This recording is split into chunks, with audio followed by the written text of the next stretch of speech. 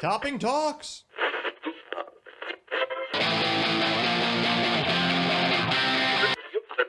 105 hours a week can't be beat.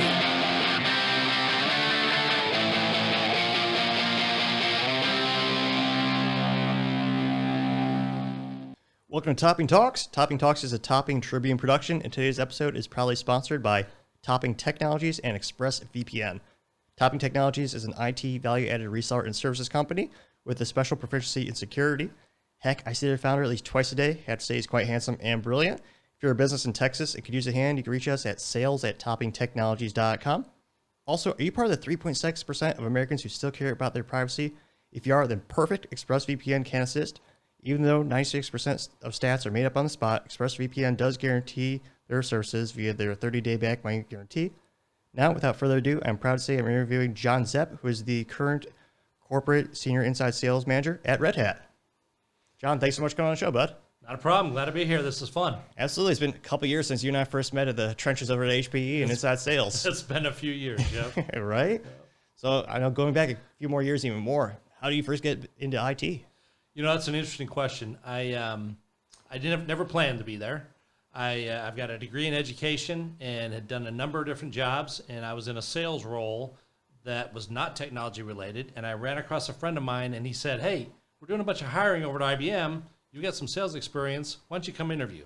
So I said, okay, nothing to lose. So I went and interviewed, got the job, started as an inside sales rep at IBM, and was there for a number of years in a number of different roles.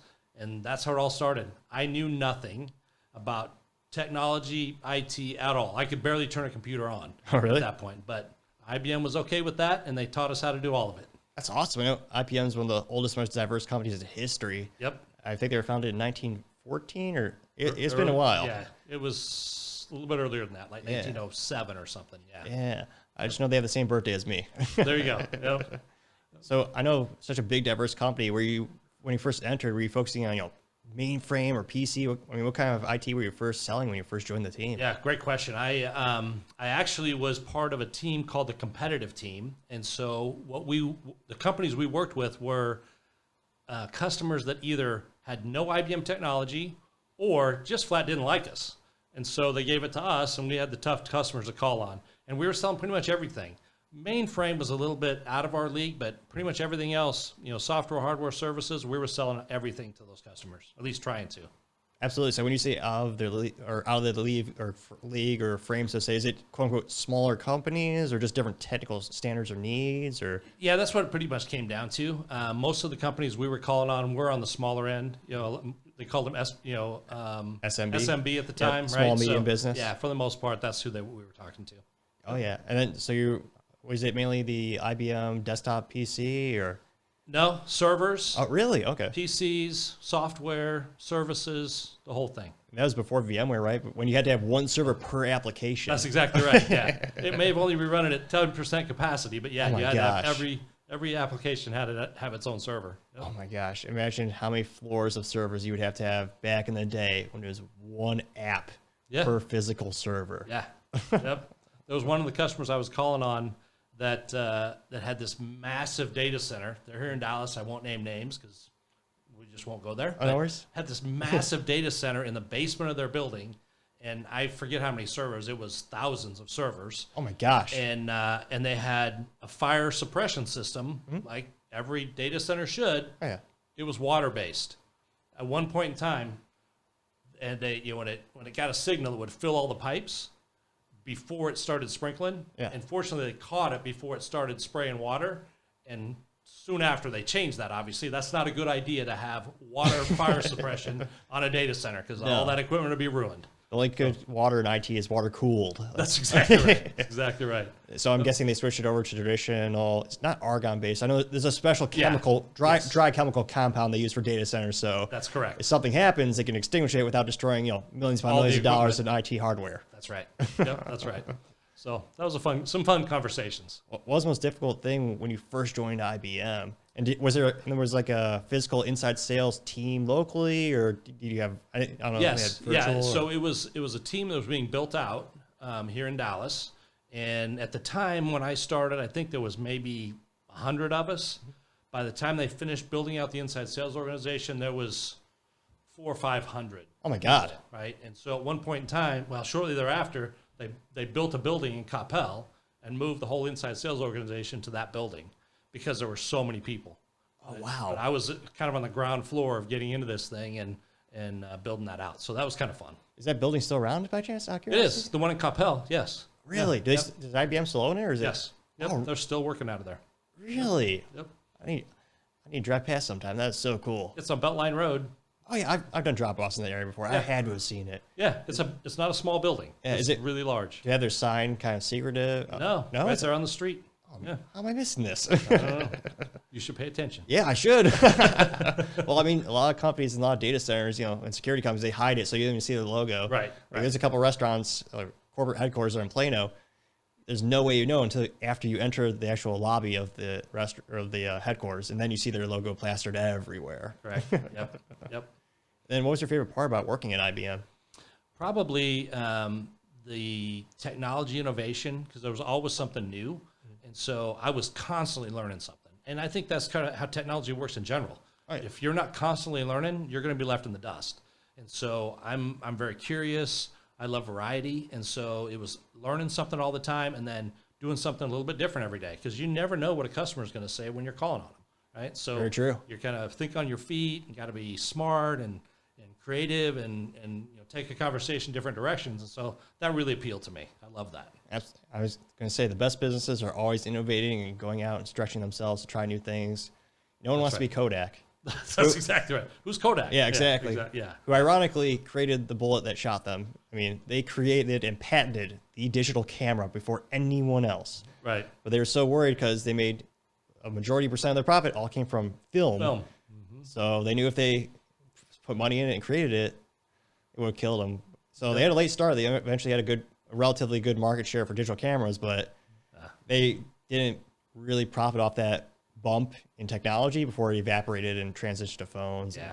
I know they had the Microsoft Kodak, or no, I'm thinking of Nokia, because there's a camera company who partnered with a phone company, so they had like a 40 at the time really great 40 megapixel camera. I do want to say it's Nokia, but my ADHD knows no bounds. I could derail every conversation. I hear you. But what was your favorite? Do you have a favorite customer or scenario? What's your favorite memory of working inside sales? Is there a win you really liked, or something you had to overcome, or what was the career progression, and how did that play out? I think part of it was the people that I was able to meet. And so as an inside sales rep, I supported 5 or 6 field account executives, and just getting to know those people and the way they thought, the way they sold, how they worked with customers, and watching that was probably my favorite part.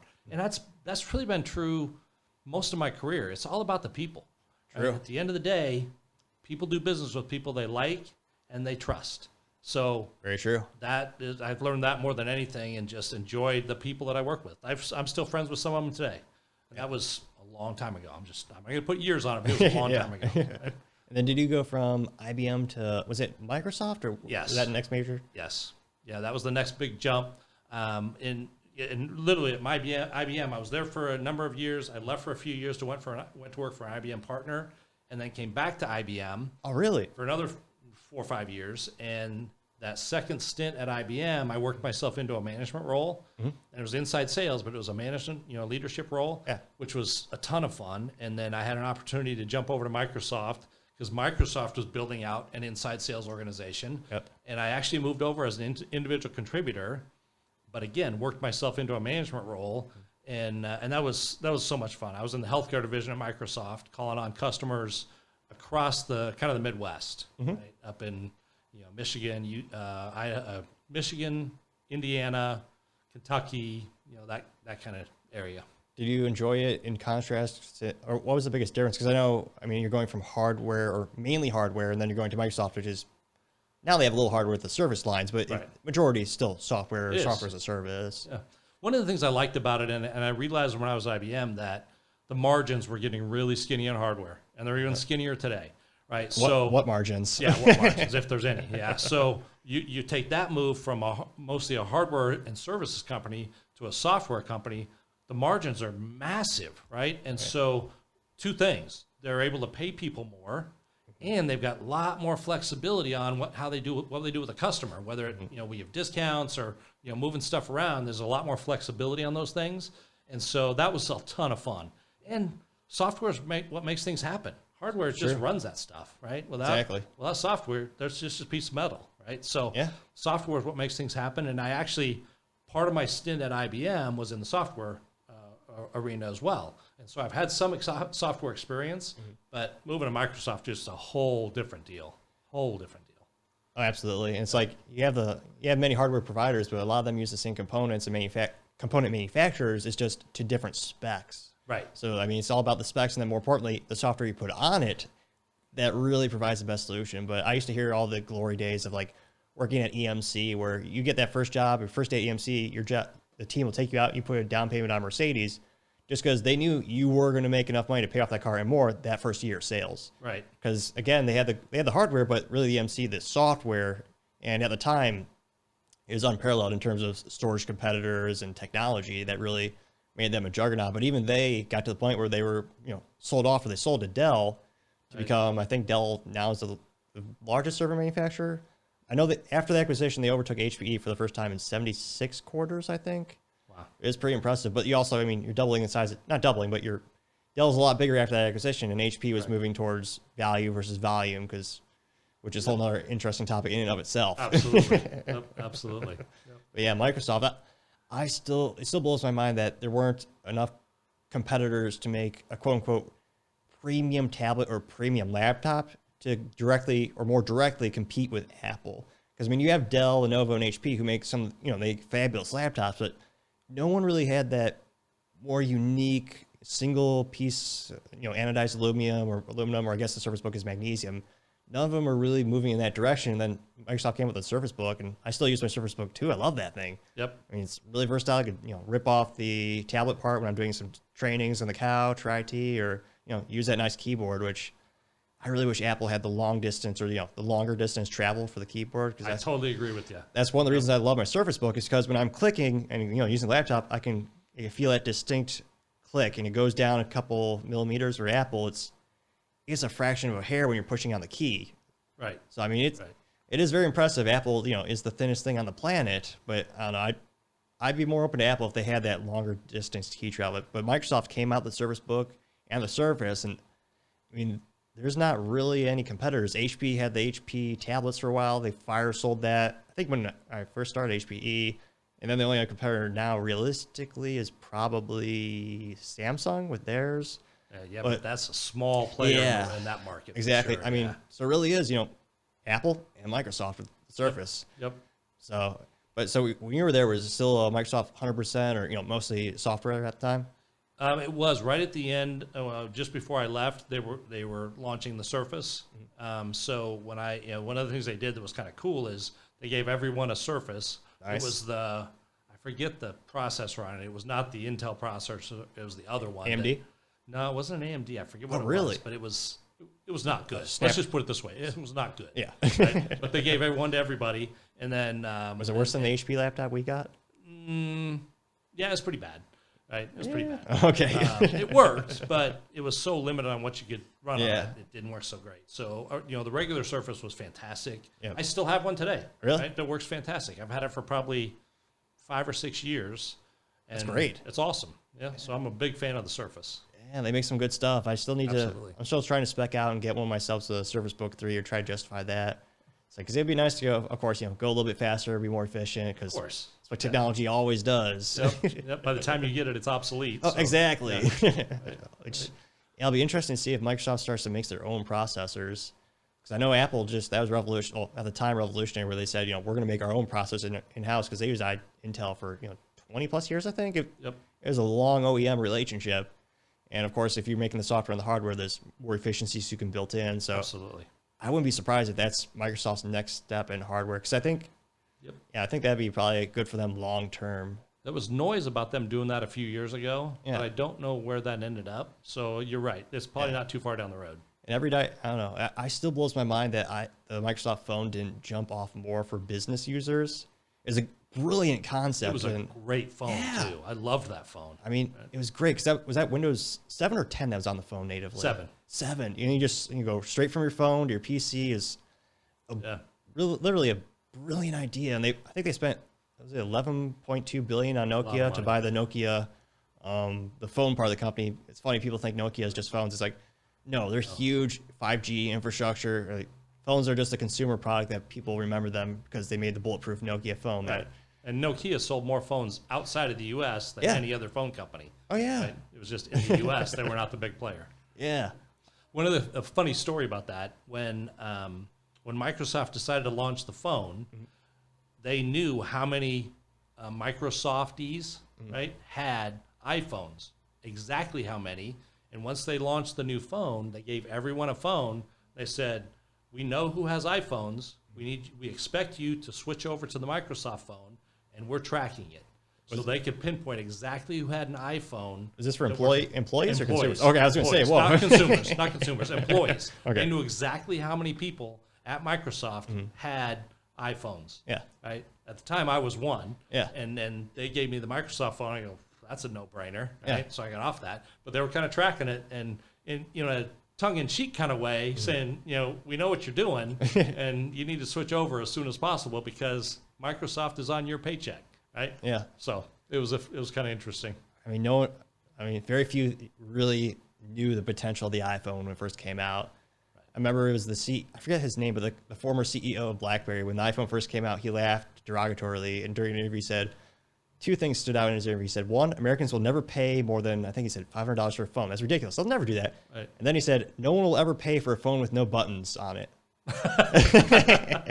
And now that's pretty much the only phones you can buy. That's right. Unless you're buying, an Apple, or not Apple, burner phone at, Walmart or Target where it's a flip phone, which are still great for certain applications if you care about privacy, or I guess for kids that'd be great too, because contrary to every parent, I don't believe you need the internet at age 6 or whatever. Totally agree with that. Yeah. Like back in my days, we walked uphill both ways and used a payphone, and we worked out just fine. That's right. Uphill both ways, barefoot, in the snow. Exactly. Built character. That's right. That's in the Midwest. And once it was every couple of years, the payphone would break and the quarters would spit out. And it was like the lottery to me. Actually, I actually did the right thing though, because I guess the school doesn't care.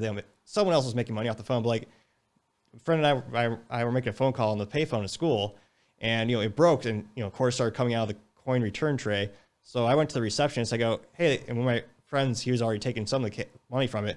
Our receptionist goes, hey, this is broken. Can we take it? Or who owns this phone? Can I take it? And she's like, I don't care. It's not mine. I'm like, all right. There you go. Justification enough for me. There's my allowance for the week. Exactly. That's like 3 candy bars. That's right. That's right. That's good stuff. Yeah. So find a payphone today. Oh, they don't exist anymore. Well, maybe in podcast studios soon. I don't know. I've got my heart on some vintage technologies just because that'd be really cool. And actually, cool. So when as much as I'm growing the company, I'm still doing sales is still a big part of my role, and I'll do a lot of pound of payment. More and more of these companies are starting to use the pseudo phone booths or privacy booths, where you could just walk in and take phone calls, work on your laptop. And I'm like, well, some technology is coming full circle. That's exactly right. Yep. Yeah, and everyone wants to be more eco-friendly, so they're going to be making them out of wood again. So it's like, instead of the phone, they'll just have they probably won't have an internet check. They'll just have Wi-Fi in the lobby. That's right. But yeah, it's like, some technology just comes full circle. It's just, it does.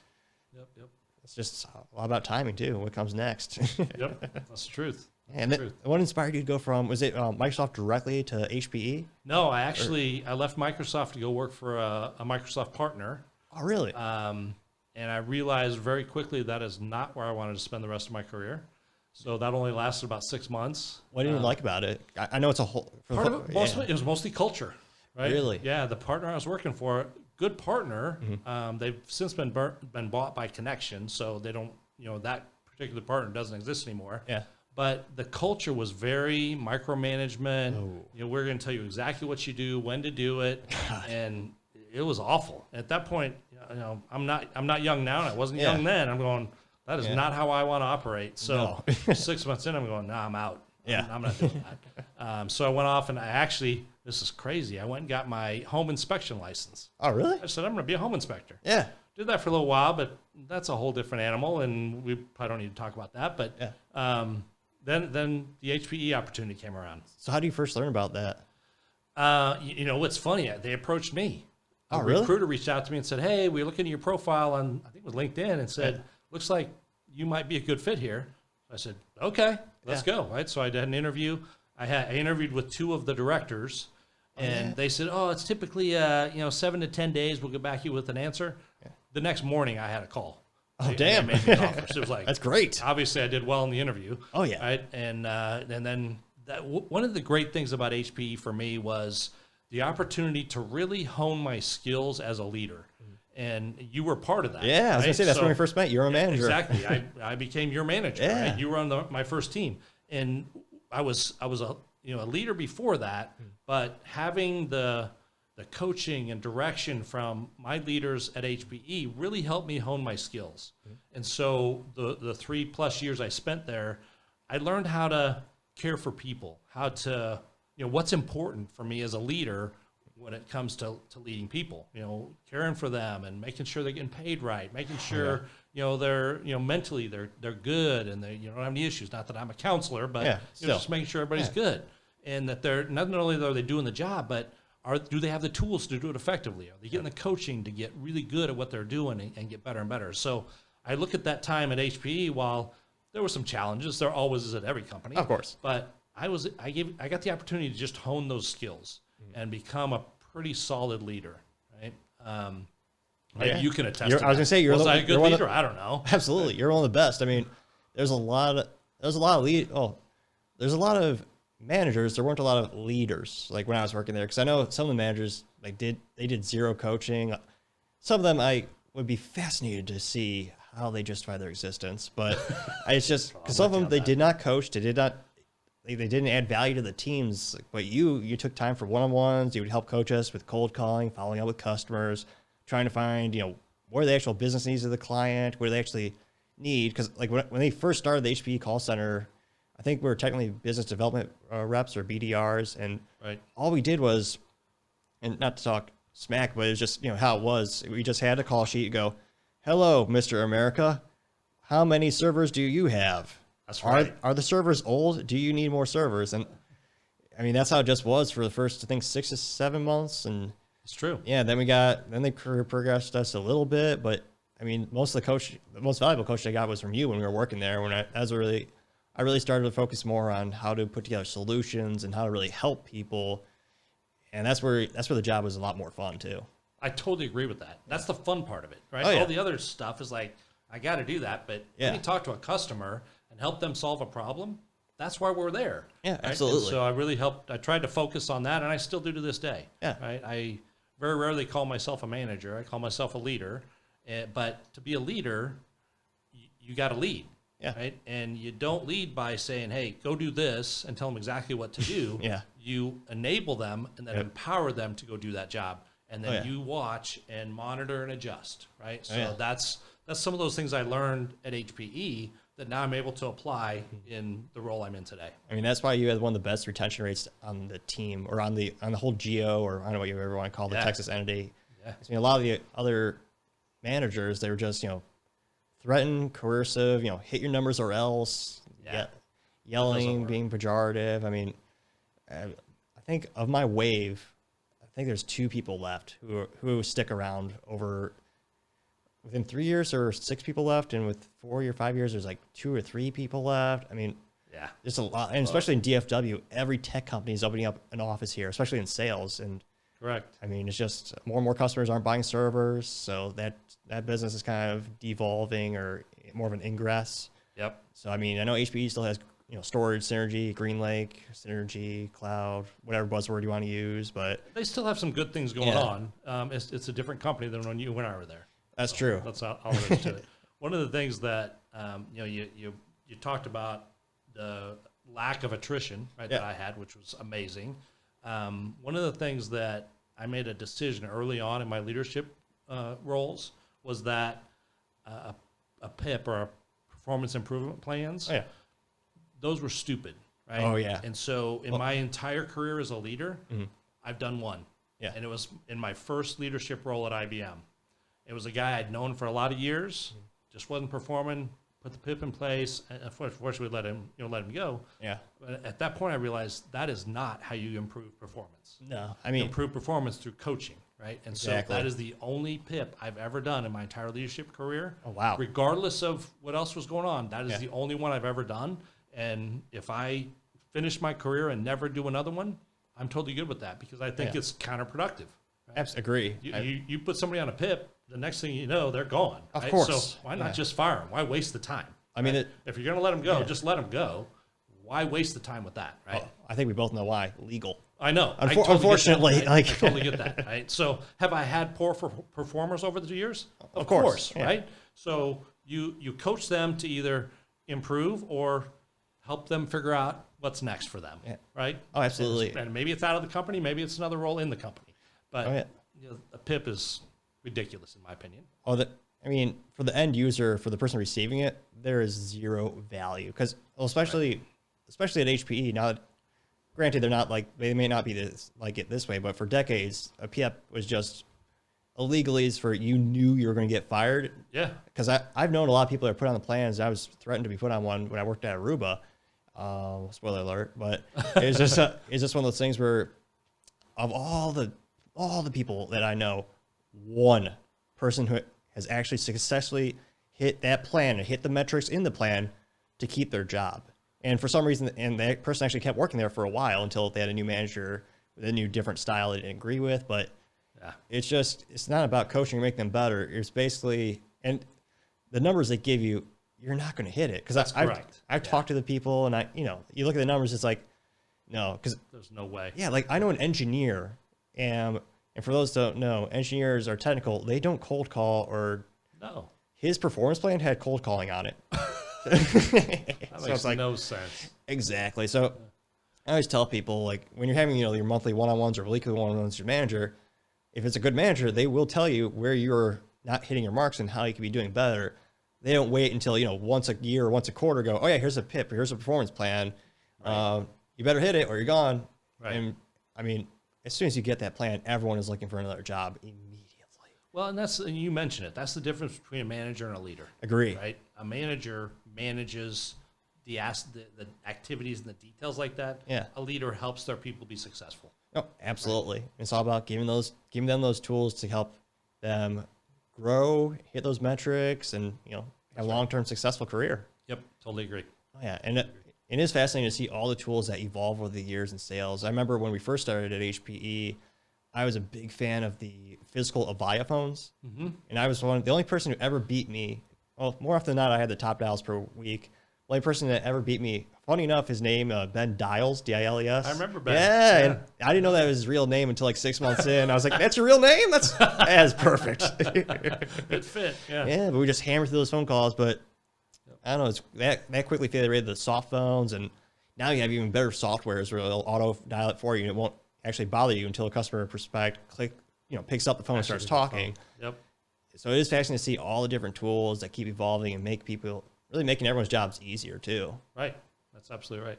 Oh yeah. So I know a lot of folks these days are using LinkedIn, which is one of the smartest acquisitions in IT history. I mean, Microsoft, that was clever because as soon as they bought it, I knew they were going to turn it into Facebook because when that was a good rep. The one that were you there when HP purchased LinkedIn Navigator or LinkedIn Premium for inside sales? Yep.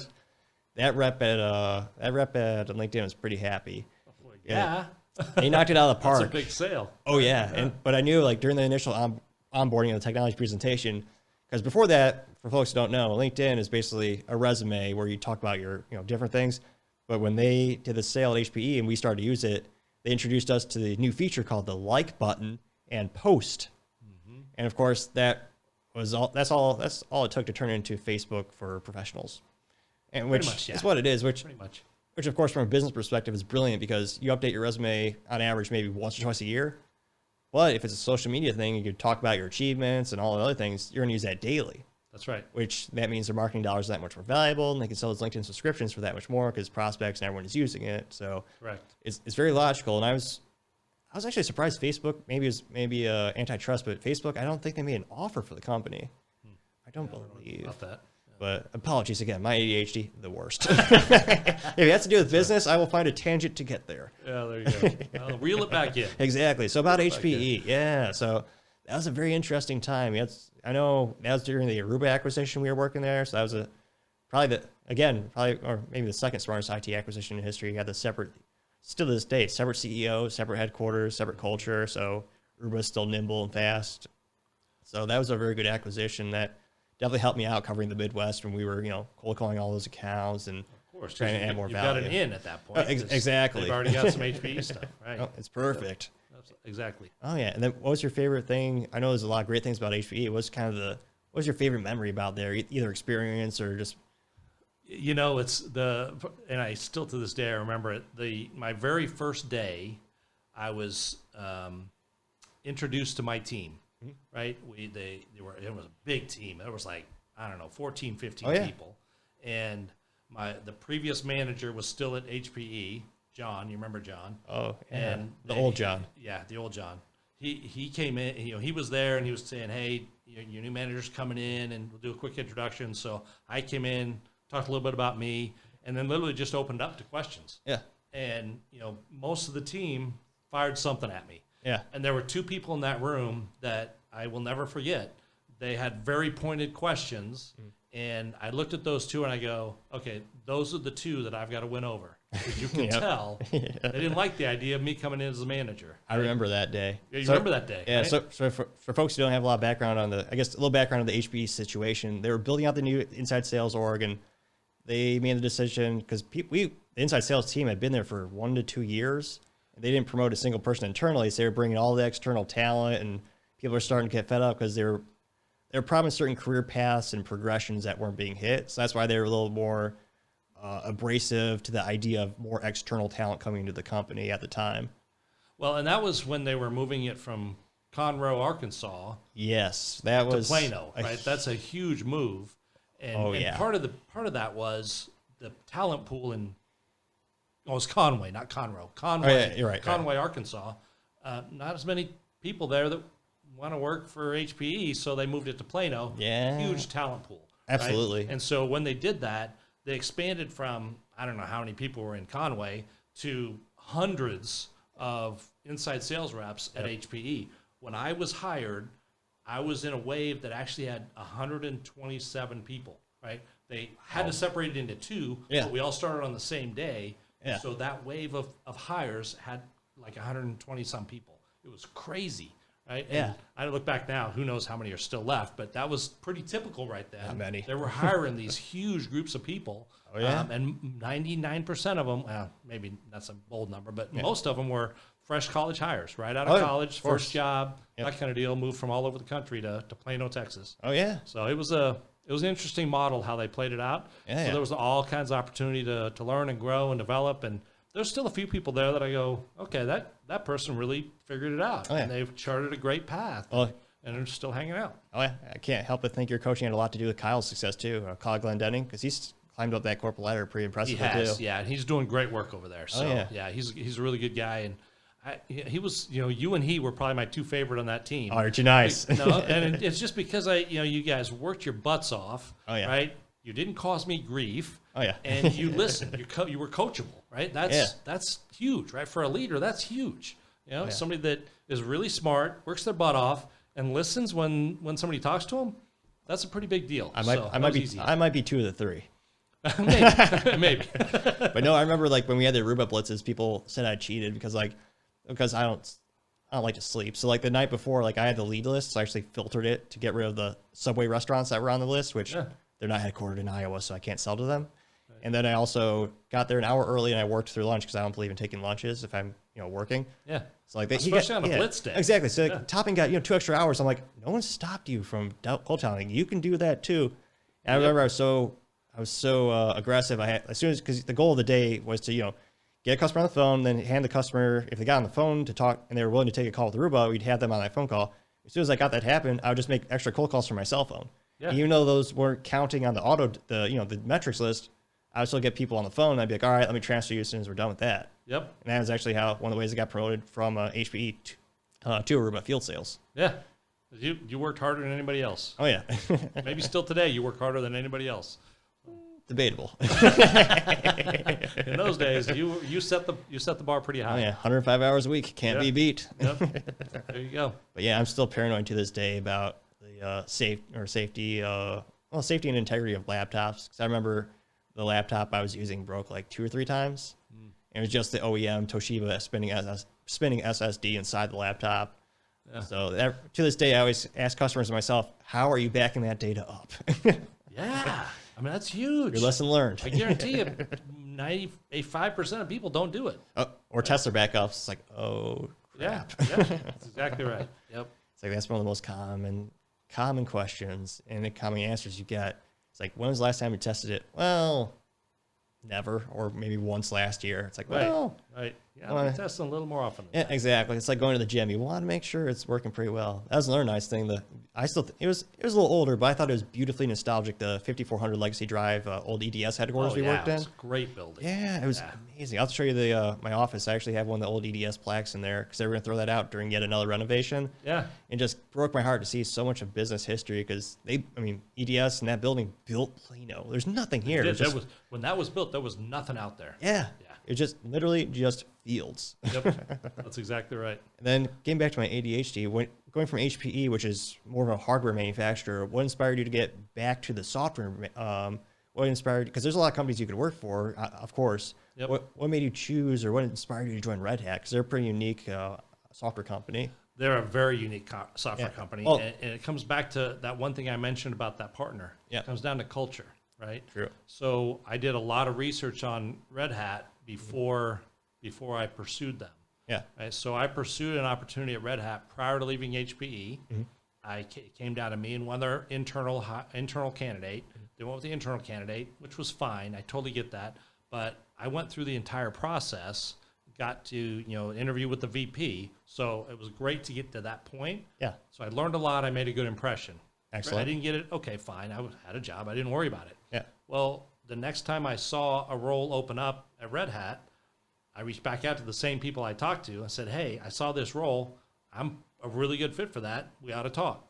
So sure enough, they said, yes, you're absolutely right. So they scheduled an interview with, and this is a long story, but I'll come back to it. They scheduled an interview with the director, one of the directors that I spoke to the last time. And he gets on the phone and he said, John, this is not an interview today. You impressed us last time we talked. So I'm just going to give you some hints and tricks about the final interview that I'm moving you to, and we'll schedule that in the next few days. So he and I talked for 15, 20 minutes. He gave me a couple ideas, what the role is, the team, how that's being built out. And I said, cool, right? So then I had the interview with the hiring manager, and it went really, really well. 7 days later, I had an offer, right? So, Excellent. But it comes back to that culture thing. You look at Red Hat, there's not a company like it. True. The culture is such that, they call it open, right? So open source, but there's a lot more about open than just the software, right? And how it's built.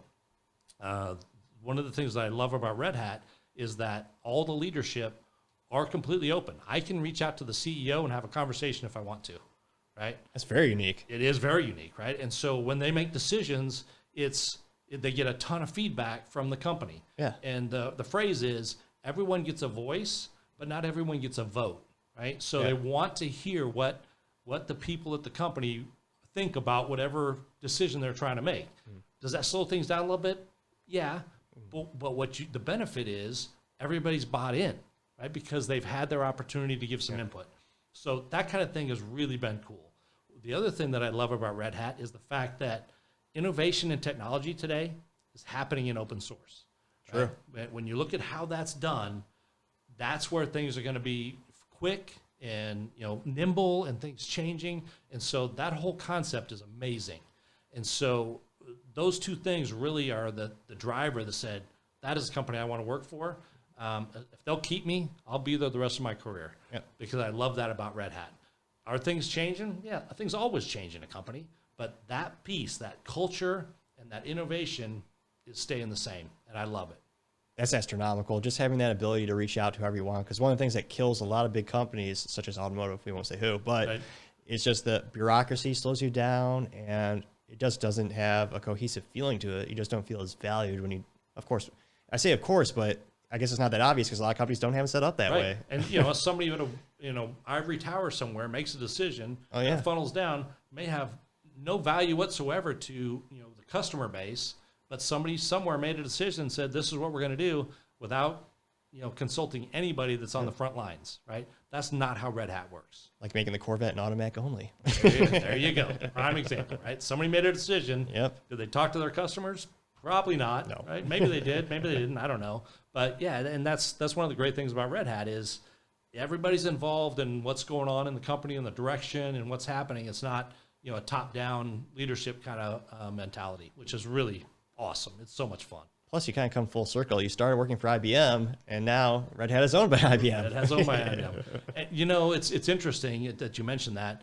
The years that I worked for IBM, they acquired a bunch of companies, and even since then, acquired a bunch of companies. The difference between those acquisitions and the Red Hat acquisition is that when IBM acquired a company, up until that point, they did it for one of two reasons typically. One is they wanted the customer base.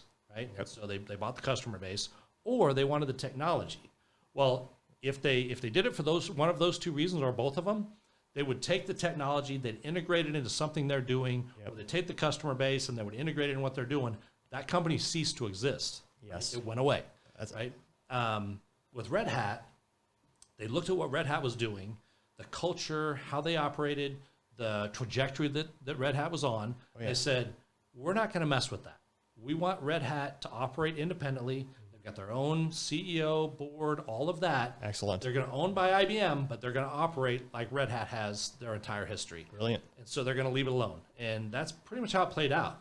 When I first started looking at that, that was my first question. Yeah. How is that acquisition going to impact how Red Hat does business? And I was assured by everyone I talked to, because I asked every one of them that question. Have to. They all said, it's good. Red Hat is going to operate independently. That's the commitment from IBM. We should have no issues. And it's, for the most part, played out that way. Every once in a while, you see a little bit of IBM influence, but in general, Red Hat is Red Hat and really hasn't changed a lot from the acquisition. That's the best way to do it. That brings the list of successful IT acquisitions to like 1 or 2 or 2 to 3. Yeah. I know HPE and Aruba, Kirti, the co-founder of Aruba, was very specific in his negotiating, where he said, hey, we will always have a separate physical headquarters, separate leadership, separate support. So even though it's an HPE company, it's still very independent, nimble. Ironically, I say nimble because when HPE bought Nimble, the storage company, they quickly took that technology, put into all their hardware, and there's no more nimble team. Yep. So, which is traditionally how most businesses do acquisitions. You're correct. Usually buying intellectual property, making your own products better, or increasing your customer base. And yep. So it's interesting to see how some acquisitions make total sense and they work out great. Well, I mean, the history books are filled with ones that backfire, or nearly bankrupt the company, or it just doesn't work out. And one of the big things is, culture, which is I was very impressed. It's very interesting that Dell bought out EMC because of they had such different cultures and technologies. So it's very interesting to see that work out. And of course, Dell got the diamond in the rough, of course, being VMware. Right. That's right. Yep. Yeah. And then because with the Red Hat experience, is this the first time you've led a 100% virtual team with Inside Sales? Yes. And it was, wow, what a difference. Yeah. So when I got hired, it was during the pandemic, right at the start, April of 2020. Yeah. Right. And all of my team was hired at that same time frame. Right. So we were all hired remotely. All of the onboarding was remote. Everybody's working from home. That was a complete different experience for me. Right. Every job that I'd had in IT before that, I was going into an office pretty much every day. Now, when I was a field seller, obviously you don't get in the office every day, but every other role, I was going in the office every day. So now I'm in a scenario where, okay, I've got to lead this team that is all remote, and I'm remote. How do you do that? Because that's a whole different thing. Yeah. And at the time, it was a challenge, right? I was beating my head against the wall. How do I do this, right? I'm so used to seeing people in the office and all the benefits you get of being in the office and that synergy. And now, how do you do that? How do you replicate that? And that's really hard to replicate, obviously. But there was a few things that I tried to do to make sure that we came together as a team, right? And we were cohesive, and we all understood what we're here to do. I would make, enablement was huge, and then empowerment was even more important. Yep. One of the things that a lot of companies have done because of COVID is everybody went remote. They were all inside sellers at that point, right? Everybody. Yeah. But they didn't empower their people to go do the job effectively, right? They micromanaged and were looking at everything they did, every metric, and looking over their shoulder constantly. Well, no one likes that. No. Especially sellers. Sellers are the type of personality where just let me go do my job and leave me alone and I'll be fine, right? If I need to change something, let me know that and I'll go change it, right? But don't tell me exactly what to do every minute of every day. And so it didn't work. And a lot of companies have figured that out. And one of the reasons that a lot of companies are pushing everybody back to the office, right? They had a hard time managing them. Well, I had to make those adjustments. It took a while, but a couple of things I did that really paid off were when we could get together, we would get together. Might be for a lunch, might be for just, in a conference room where everybody was, a long ways away, but we could see each other face to face. So are most of the reps at least in Texas, or are they throughout? Because how hard is it logistically to bring that team together physically? At that point in time, they were all here. Oh, okay. Right? So that was good. At least they were all here in DFW. Yeah. Right. And so we worked through all of that. One of the things that I did, and I think I was doing it when I was leading your team, was the huddle. Right? We did a huddle every morning. Yes. Remember? Yeah. I did that. It was obviously virtual. We were on a video call, but we did a huddle, and it was just a few minutes. But it's like, hey, let's get together. It's fun and a little inspiration, a little rah rah. I'm not a big rah rah guy, but we talked about some fun stuff, and I would typically throw a quote out or something funny or whatever, right? Just to get that synergy going, right, and get them started with the morning. We did first thing every morning. So that was one of the things that I continued, even though we were all remote, right? Let's figure out what it is that we can do together. Yeah. And then another thing that we did it was really not very easy, but we figured it out, is how to do an event as a team when we're all remote. Yeah. Right. So we literally did a what's the company? Painting with a Twist. Oh yeah. Remote. What's that? Right. So Painting with a Twist, the way that works is they've got an artist that shows you how to paint a particular picture. And so during COVID, they would send out the whole kit. So you get your canvas, you get the paints, you get the brushes, everything you need to do this painting. And then the artist, the instructor, was on a video call. And so they would walk you through each step of that. And the whole group was there, on this video call doing their paintings. So it worked out really well. That's brilliant. But it is brilliant. Yeah. Really challenging, but it worked out really well because, those events, those team building kind of things are really, really important. Agree. And during COVID, that was really hard to do. So that kind of thing is some of the things that we did to just try to, make sure we came together as a team, right? And built that cohesiveness. Yeah, gotta have some experience together. Because I know one of the things most people dread in corporate America are, meetings that just talk about debatably unimportant stuff. So like that was a nice thing about having the team huddle with you when I was working at HP is you made it fun and interesting and more inspirational than the bland, monotone voice that so many people seem to use throughout my career. Yeah. Well, and, you could very easily go, hey, you need to do this, this, this, and this today. Yeah. And we did a little bit of that, but it was more just let's have some fun together. You always have to have some metrics. I mean, right. These are the things to focus on today. Yeah. Just a couple things, but let's have some fun too. Yeah, absolutely. Have some blitzes, have some spiffs or prizes. I mean, it's all about building that fun culture. And I can't imagine. So what are some other maybe tricks of the trade that you have learned that enabled you more with working as a team remotely? Is it awkward, or does it kind of just feel the same when you're doing like a one-on-one or doing like a ride-along? It really is no different. Really? It really is no different. I do one-on-ones with everyone on my team every week. Excellent. It's video. Yeah. And if, for whatever reason, they got some reason not to be on video, that's fine. We just have a conversation. Yeah. But in general, they're video. I am very rarely not on video, right? I do that every call. I'm typically visible. Same. And so that kind of stuff continued. One of the things that again, it's people build relationships face to face, in person. That's how they start. You can build a relationship remotely. It's just harder, right? Agree. But once you see someone face to face, that makes all the difference in the world. I agree. Right?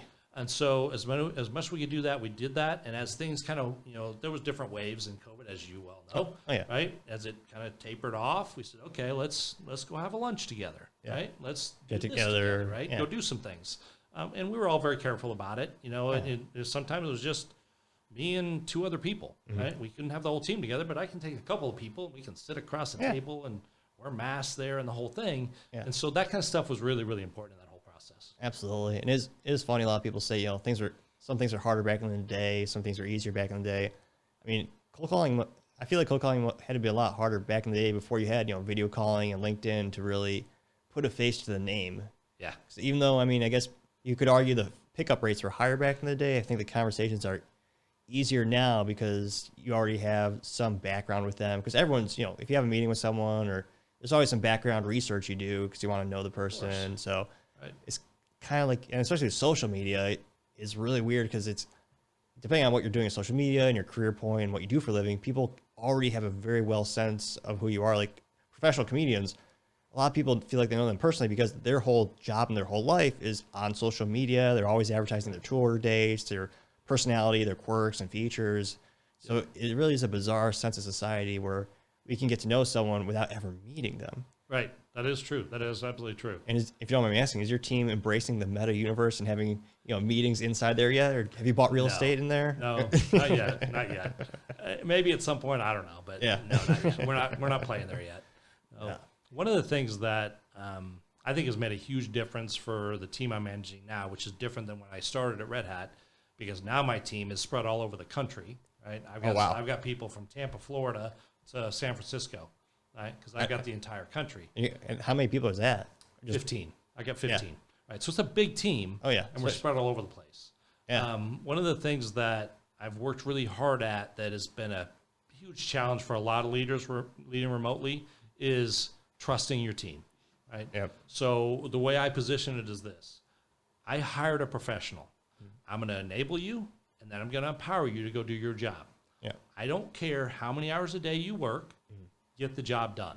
Right? Yeah. If there's a challenge with hitting numbers or whatever, we're going to have conversations about that. Of course. But I'm not going to check how many hours you're working every week, Yeah. nor am I going to check when you're working. Right? If you want to work from 8 to 1 and take a couple hours and go do something with your kid, and then come back and work a few more hours in the late afternoon, early evening, I'm totally good with that. Yeah. Right? And you don't have to tell me. Yeah. So it's that empowerment piece that I think makes a world of difference when you're managing a remote team. Absolutely. That's It's hard, but true. You got to look at it this way. And I position it with everyone I talk to. I hire professionals. I'm going to treat you like a professional until you give me reason not to. Yep. And as a professional, I expect you to manage your time effectively. That's one of the things that the team and I back in the day really respected about you, because a lot of the other managers at HPE, day one, they did not treat you anything more than a rudimentary child. I mean, they were there's a lot of babysitting there. I even remember there's one point where they were using a stopwatch for your bathroom breaks. I was like, geez Louise. Seriously? Yeah. Oh yeah, you were gone by then though. Yeah. Those are interesting times. Yeah, those were weird times. Yeah, those you could do a whole podcast series on those stories alone. That's but true. another time and day. There was a friend of mine that at the time worked, for EDS before. Oh yeah, what did they do? Before that, I forget what they were doing, but EDS. But when she found out that I was going to work at HPE and what I was doing, she said, "Oh, you're going to work in the playpen." Well, that's not a good thing, I don't think, right? But it's true. There was a lot of babysitting going on, depending on who you were and what group you were in, and yada yada yada, right? So. Oh yeah, and EDS. God, it's such a great culture. Back in the day, they were the Google of Texas. Huge employer, unparalleled benefits. I still miss the HPE days where I know they changed even when I was working there, but at the time in inside sales, if I wanted to see a doctor and they had one on site, the copay was $5. Yeah, which is nothing. Yeah, it's like, and they had a drugstore. CVS in the building. Yeah. So if you needed aspirin or whatever, it was right there in the building. It's discounted because someone, spoiler alert, or it's out there now, but it's a customer. Exactly. Yeah. So it's just one of those things where, and they even actually had an on-site golf course. They had a car repair shop on site too. I did not know with that. a gas station. That's cool. I read a couple books on EDS, and it is fascinating what Ross Perot was able to build at at the time, it was such a revolutionary concept. And of course, he benefited exponentially from it and made a hell of a dent in the universe. I mean, did. Yeah. EDS is legendary. They sponsored the Olympics. I mean, Oh yeah. they were huge. And then in the end of the day, they of course, kind of go back to what we were talking about culture and bureaucracy. They got, many would say, too bureaucratic, got sold off to GM, didn't help. And I remember one of the books that was written about EDS, there's mantra used to be ready, aim, fire. And then when they were acquired by GM, it was ready, aim, aim. They never pulled the trigger. Never pulled the trigger. Yep. So then they got spun off again, so they're independent. And the brass coasters I have in the living room are actually the EDS, and it's got the engraved, it says an independent company, because they were so proud of that fact. Right. And again, kind of going back to full circle, they sold out to HPE, and that's, how they built out the original Texas inside sales team was at one of the data centers. We worked in there for about 6 months. Then we got to the 5,400 old headquarters, and Right. yeah, it's fascinating. Now, I think DXC is out completely, actually. They are. Yeah. So I don't know who's in that legendary building now, but The story we heard is that someone bought it, a developer bought it, and they were going to turn it into a big hotel. yeah, I heard They're going to tear down a bunch of the wings, and that main building was going to be a hotel with some stuff built onto it. Oh, it's sad. I don't think that ever happened, but that was the story anyway at the time. I remember the last sticker, because you look at the windows when I used to visit the HPE Inside Sales at the time, it said like a next bank or next gen. So there's a couple of companies working with it. But if you have like $300,000, you could rent, a couple floors out there per year if you want. No, I think it's per month. It was a lot. Yeah. But I mean, yeah, the poor building needs a code. I'm surprised. It should be a historical monument, I think. I mean, it built the city, but I'm very business nostalgia, obviously. But it was just amazing to see what that company was, back in the day. It was Absolutely. it changed the world. No question. No question. Yep. Yeah. What do you like to do outside the office? So, I got a lot of things going on. One of the things that I love to do is I love to play golf. Yep. So I've got a group of guys I play with every Saturday, and I've known some of them for 20 plus years. Oh, wow. Several of them I worked with at IBM No way. in my first IT job. And so we kind of kept in touch over the years, and now we play golf together on Saturdays. So that's one of the things I do. The other thing that I do that, I don't know, maybe it's crazy, but it's therapy for me, is I restore old vehicles. That's awesome. Right? So I'm on my 6th restoration, and it depends on where they are in the process. But what I love about doing that is the troubleshooting and the problem solving, because in a restoration, like a home remodel, same kind of thing. I did some of that for a while. You never know what you're going to get into until you get into it. Right? You start tearing something apart, and you go, "Oh, that's not good. I got to fix that." And I got to do that. And so it snowballs to a certain extent. But it's that, how do I solve this problem? Right? Someone did something to this at some point in time that doesn't make sense. I don't know why they did it, how they did it, but it's not necessarily right. I've got to fix that. How do I do it? And so I love that problem solving, working through, hey, I could do it this way, I could do it this way. What's the right way? Do I get advice? Do I just do it myself? So that's one of the things I love about that. So, I think there's a lot of people that are like that love to get their hands involved in something, especially if they're doing a job that doesn't involve that. True. Right? Sales manager, I don't do a lot of stuff with my hands other Yeah, than type keyboards. on the keyboard, Yeah. right? So it gives me an opportunity to do something a little bit different, and crawl around on the ground underneath the vehicle, and wrenching on an engine that's fun for me, right? So what's your current project? I've got a 1973 Jeep CJ5 that was a barn find. Oh, no way. Yeah, I've had it for about 3 years, and it's really close. I've gone through the engine, rewired the entire thing. Done a lot of work on the frame, doing a lot of sheet metal repair. There's a lot of stuff. It's been a lot of work and things that I've never done before. I've never done a wiring harness before. Did it on this one. Really? I've never done welding before. I'm doing it on this one. So it's like anything, you learn as you go. Yeah. And the opportunity to do something may require you to learn something new. And so I'm learning stuff new all the time on that. That's awesome. So did you build a wiring harness from scratch? Or that I one did not. component alone is complicated as hell. It's huge. For a lot of people don't know, there are miles of wiring in modern cars, and in old cars, it's still a fair amount of copper Lots of wires. wires. Yeah, lots of wires. So in my case, when I started messing around with the electrical on this thing, nothing worked. Nothing. No lights, nothing worked on it from an electrical perspective. So I said, okay, this isn't good. So I started digging into the wires. It was a mess. Somewhere previous to me owning it, they had spliced and cut. Oh, and, no. put all kinds of stuff in there. I was like, there's just no way. So literally, I ripped out every single wire from this Jeep. Yeah. I bought a wiring harness from Painless Performance. They build wiring harnesses. And the great thing about Painless is every wire is labeled. It tells you exactly where it goes. Nice. And they're all color coded, but every wire has where it goes to, where it starts and where it ends. And so even though I'd never done that before, I wouldn't say it's painless, even though that's the name of the company, but it was fairly straightforward. It took me about 2 months to work through that. Oh my gosh. And when it was all done, it all worked. It was scary. That's great. Yeah. So what was the most time-consuming part of the wire harness?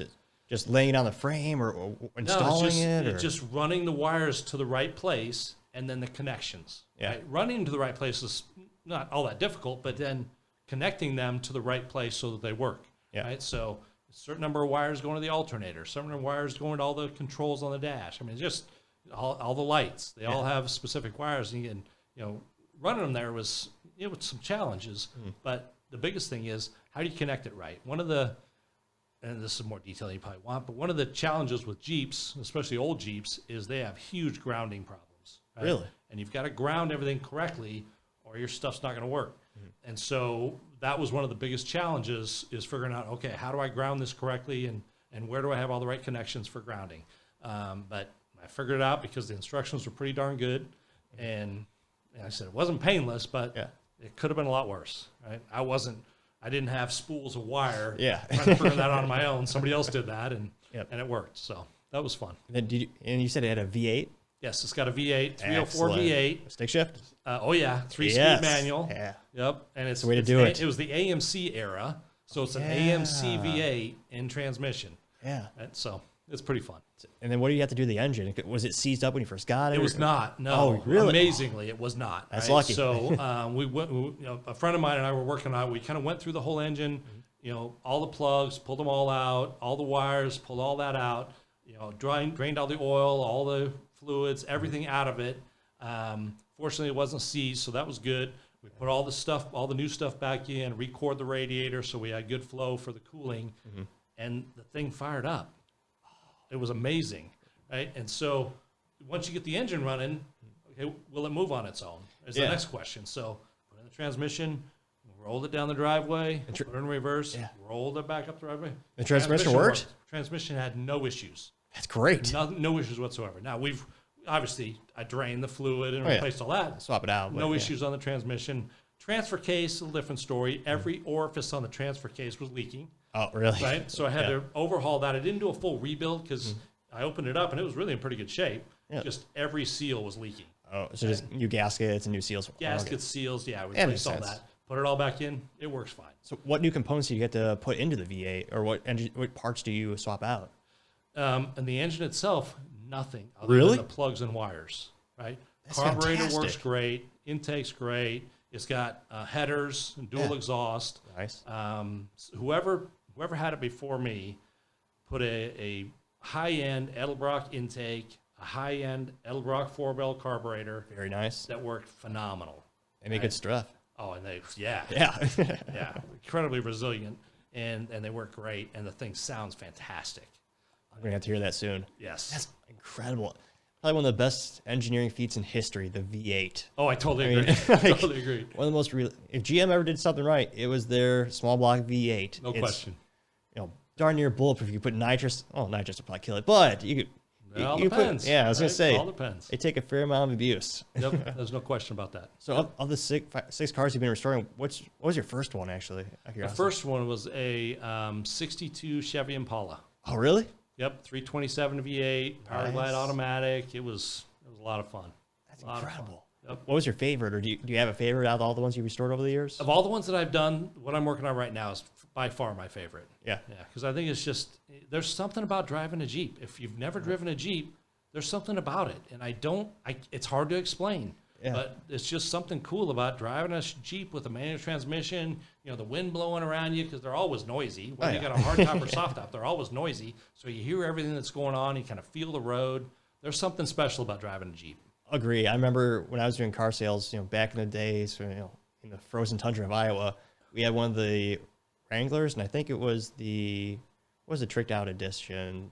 Like a Rubicon. Yes, or a thank you. Renegade. Yes, Yeah. yes. I always forget that vernacular. It was the Rubicon, and we would take it off roading all the time. And it was a stick shift. It was so much fun. It was a very unique experience that I wish more people would seek or try it out, because it is, of course, it's so cliche. It's not as fast as an automatic. I know. Whatever. For the 1,000th time, it's been like that way since the 90s, but it was such a unique, fun experience. I wish more people would be introduced to it or get into it, so to say. Yep, I totally agree. Because until you do it, you don't know. Yeah. Right? My son bought an old YJ, that was like 92, I think. And that was his first vehicle that he bought. Yeah. And that's the first Jeep I'd ever really been associated with, other than a kid in high school that had one that I thought, man, that's really cool. Yeah. Right? But then he bought this thing, and it needed a bunch of work. So he and I worked on it. But driving it was just, the first time I drove it, I'm going, okay, there's something different about this, right? Yeah. There's something really special about a Jeep. And so ever since then, I've been a Jeep guy. They're so much fun. And do you plan on off-roading it? Oh, yeah, absolutely. Yeah. Right? Why not? As intended. Well, Why not? Well, it's sad. A lot of these vehicles, I mean, they're engineered, to go off-roading, do these magical things, but very few owners actually do it, kind of like track cars. Yeah, that's true. That's absolutely true. And I've got another Jeep. That's my daily driver. Oh, yeah. Right? And that'll be on the road most of the time. I'll take it off-road, but it'll be on the road most of the time. But the CJ, it's about messing around in the mud. Absolutely. And what do you dream about? Like, if you think of a barn find, or coming across a vehicle to restore, what are you really looking for? What would you love to find? Yeah, one of the things that I would love to find is a fastback Mustang from the late 60s. 68, 69, kind of 67 maybe. Those late 60s fastback Mustangs have always been my favorite cars. They look amazing. I would love to find one of those with the original 289, high output, all that kind of stuff, and the 4-speed. That would be a lot of fun. I would love to do that. They're worth a lot of money today. Oh yeah. So you don't find many of those in a barn anymore. But no. That's one that I'd really love to have. You really gotta search for it these days, and we always hear the stories on social media, people will still find them, but it's kind of sad because as time goes by, people will find them less and less because the supply is always getting smaller, not greater. Yep. So there's always that the barn. There's always something in a barn somewhere that's collecting dust and could be immaculate or collectible.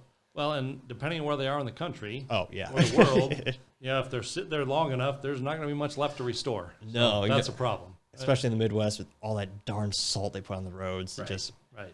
eats through salt the and humidity. Yeah, it's hard on steel. Oh, absolutely. Have you watched or have you heard of the Bugatti restoration? Oh yeah. Yeah. So for folks who don't know, there's a insurance gentleman. I forget his profession, but he had a Bugatti, which is worth I think $1.2 million, and he basically crashed it into the Galveston. Is it ocean? Whatever. Yeah. Galveston ocean. Bay is. Yeah, Galveston Bay. Yeah. And which is saltwater, which is not every worst. Yeah, it's the worst enemy. So he crashed in the bay for insurance fraud. He said, a Pelican had to sort of, hit it.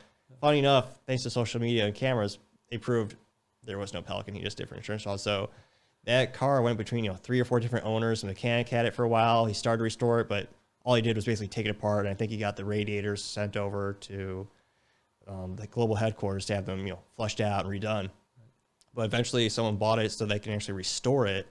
And one of the biggest issues they're having is, the wiring harness, which Volkswagen isn't going to give that away because, their parent company, for folks who don't know, there's so many proprietary parts on that car. I can't imagine the restoration process and the logistics behind it. Yeah, and restoration's an interesting animal anyway, regardless of what it is, right? So most people that actually do the restoration, they're going to be upside down when they sell it. Yeah. They're going to put more into it to get it to a certain point, but it's only going to be worth so many dollars, right? Yeah. Every one of the restorations I've done up to this one, I've lost money. Oh, really? Absolutely, right? Because that's how they work, right? Passion. If you're doing the restoration, you're not the one that's going to make the money. It's the next guy that makes the money, right? And I go into them knowing that, right? I know I'm not going to make money on it. If I break even, that would be great, huge, right? Huge celebration, but haven't done that yet, right? Every one of them's been a loser, but I've enjoyed it so much, I don't care. It's the journey. Yeah, exactly. That's exactly right. Yeah. Yep. People realize it's not just the man hours, but a lot of material and a lot of, you need a lot of tools, a lot of materials, and it's a lot more difficult than people think to actually properly restore a car. No question. No question. So how do you handle the paint for the paint jobs for those? Do you have a booth, or to me that'd be one of the biggest hurdles in terms of infrastructure and tooling. Yeah, I don't have a paint booth. That I outsource it. Oh, cool. I pay somebody else to do that part. Yeah. Right. I'm to the point now where I do most of the fabrication and body work. Oh, neat. But somebody else does the painting because I don't have the facility for it. Yeah. Right? And then you were telling me earlier, so you're actually learning how to weld for this vehicle? Learn how to weld. That's I've awesome. never done that before. So Yeah. That's been a little bit of an adventure. Right? That's thanks to YouTube. I've been able to figure out an awful lot of stuff. Yeah. What was the hardest part of getting started with the welding, and what kind of welding tools are you using? Because I know there's a couple different specific types of welding you can do. Yeah. Well, again, it's what type of welding am I going to do determines what kind of welder I'm going to need. Right. Yep. And so the stuff I was doing, I was able to do pretty much all of it with a MIG welder. So I've got a flux core MIG welder, and it's 110, so I don't have to have 220 run to my garage. Is it the best for everything? Absolutely not. Yeah. But for the stuff I'm doing, the lighter welding on stuff that's not really thick, the frame's a little bit thicker, but you do that right, it'll work. Right? Sheet metal, it's the absolute best thing to do, and it's the easiest to learn. Right? The flux core MIG welder is pretty easy. None of it's really easy, but that's easier than most of them. Yeah. So that's where I started. So I've got me a pretty decent MIG welder that it works. It works great, and I'm learning a ton. That's awesome. What was the most difficult thing you learned throughout your car restoration hobby, or what was the hardest skill you had to master? It's a really good question. I think probably the wiring piece. Really? Because that baffled me my whole life, right? Until I got to this Jeep, and it was intimidating. Because you look behind the dash of an old vehicle, there's a lot of wires. You look under the hood, there's a lot of wires. And you go, a lot more than you expect. Yeah, what do all these do, right? So it was very intimidating, and until this Jeep, I would avoid that, right? Really? I'd say, hey, you find somebody else that can help me do that. Yeah. But this one, I finally tackled that and realized that if it's done right and you think through it and you take your time, it's manageable. Yeah. Right? So that's probably been the biggest challenge, and the greatest thing I've learned about any of that is the wiring is not as intimidating as it first seems. And out of curiosity, just kind of ballpark, because what does the wiring harness look like on the current Jeep? Are there hundreds of ends that you need to put in stuff, or dozens, or? You're talking about on a current Jeep or on my CJ? Oh no, I know the current Jeeps are 12 miles wire or whatever, but no, it's a computer. Yeah, but yeah, it is. Your current, the 70s Jeep. On the CJ, there's probably 80 to 100 ends. It's still a lot. Right? How do you keep track of all that as you're connecting it? Well, every wire has got where it goes to. Oh, perfect. In a painless wiring harness. And there's several companies that do that. I think painless is the best. Some people would argue that. But every wire has exactly where it goes, right? So I've got a bunch of wires running to the back of the Jeep. This one goes to the left turn signal. This one goes to the right turn signal. This one goes to the fuel gauge, right? So it's just you follow the instructions and read what's on the wire, and you're good. Yeah. Would you ever want to do a kit car? No, I don't think so. No. Right? I don't know. I never even thought about it because there's enough old cars running around, or at least hanging out there, that I could go buy something that I want to mess with. Yeah. Kit car just never appealed to me. Where do you usually find your project cars, your restoration cars? You just who knows, right? Yeah. 2 or 3 of them I just found driving down the road. Oh, really? Somebody had some old car on the side of the road going, I want to sell this. I go, that's interesting. So my second one, that's literally, I found it on 121 in Louisville. Really? It was just on the side of the road with a for sale sign in it. I thought, well, that's kind of cool. Really? What kind was it? A Galaxy 500. Oh. 62. Oh, cool. Galaxy 500. Yeah. Just sitting on the side of the road. I went up, it had a for sale sign in it, but they didn't have a price. So I just said, what do you got going on? Right. And we talked for a while, and finally I made an offer. They accepted, and I bought it and started restoring it. That's awesome. I mean, first rule of life, if you never ask, you never know. That's exactly right. You got to be a little bit bold. Exactly. Well, thanks so much for coming on the podcast, bud. I appreciate you. It's been so much fun. Thanks for coming on, John. Great to see you again. Thanks, everyone, for listening. Don't forget to click, like, subscribe, share, tell your friends, tell your family, tell your employer, tell your enemies, tell anyone. Just stay safe. Have a great day.